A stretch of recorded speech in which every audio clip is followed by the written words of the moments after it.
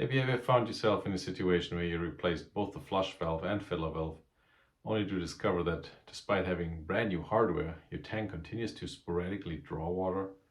But how? Let me show you how to fix that.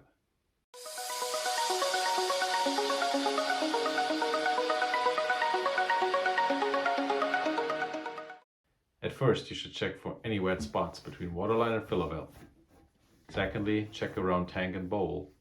If you are dealing with a small leak, it may not be visible in the bowl. You could add 1 drop of food coloring into the tank, and after an hour or so, you should see the color in the bowl. This means you are losing water into the bowl. Next, shut off the water supply and wait until the water in the tank reaches its lowest point.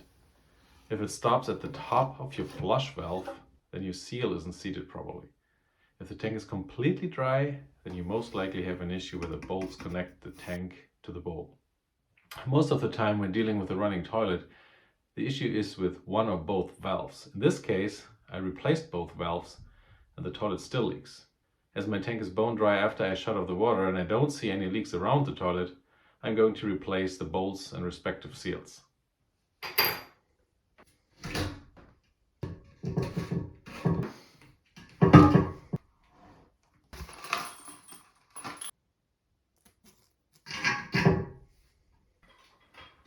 After replacing the bolts and the seals, the toilet is not losing water anymore. If you're dealing with a runny toilet, remember to inspect not only the valves but also the seals of your bolts. I hope this video helped you in fixing your leaky toilet. Don't forget to subscribe for more tips and tutorials. Until next time, happy fixing!